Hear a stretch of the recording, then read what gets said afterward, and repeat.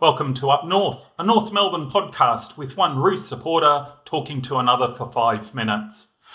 Port Adelaide review. The siren says Port by 21. The siren at three-quarter time said we were still a chance, but unfortunately it didn't work out that way.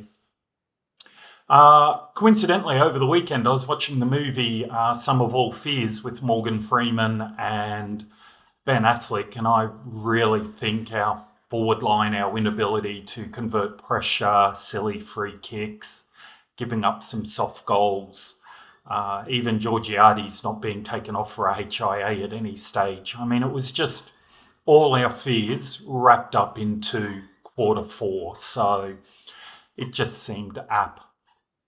I do have a Kangaroo Court moment where I think the match was won or lost, and it's early in quarter two. Souvlaki has a good lead, takes the mark, and then kicks a point. And from there, Port gradually got control of the second quarter, and I know we fought our way back into it. That was the moment, but to be honest, in my humble opinion, it was that whole first quarter. At one stage, we had 105 possessions to 65. We had plenty of opportunities going into forward 50 and to basically be all square at quarter time. I mean, we had the crowd quiet. We really had Jay Butters. Oh, by the way, that little dive when he collided with X and then sprung back up. Welcome to the Bulldogs, Zach. We had JF Hornet quiet there for a bit. So it was really going our way. Reading both comments during the match and afterwards, bit of pouch protection here.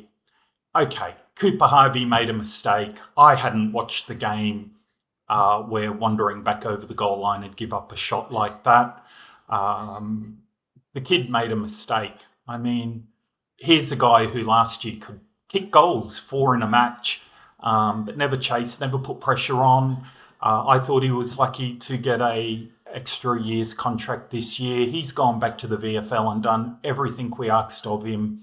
He earned his spot in the team, maybe a bit lucky with others being injured, but he's tackling, he's chasing, and not just his decision making, he has some really good disposals under pressure to get us out of the D50, which is something we're all crying out to fix. So he's a kid and he made a mistake. That's not the worst thing in our life. So, Coops, keep doing what you're doing. The other one is Colby McKercher. Yes, that was a horrendous turnover in the centre square. But once again, he's a kid and he's doing something. He is actually taking the game on. And we all complain about our forwards not leading. There was no obvious target for him. So he pulled the bullet and shanked it. Skill error. That happens. Every player, Dacos, Bont, Dangerfield, skill errors happen. Colby, keep taking the game on. And when our forwards learn how to lead for you and our players learn how to put shepherds up for you, the team's going to be a lot better for it. Moving on, every year I kind of do my own best and fairest award, and this year I called it the Petrie Jones Medal because I was really struggling for an idea, and then when Drew Petrie presented the jersey to Lockie Doverston and Corey Jones presented it to Tom Blamires, that's where the name come from. Just quickly, 5 to Harry. Good to see he got his metres gained up towards 500, but always present, calm, pressuring. Chom, maybe he's getting overs here, but for a backline under pressure, he did really well. LDU, I'm sure he would have reaped in 5 if he wasn't allergic to the forward 50 and would actually put the ball between the big sticks.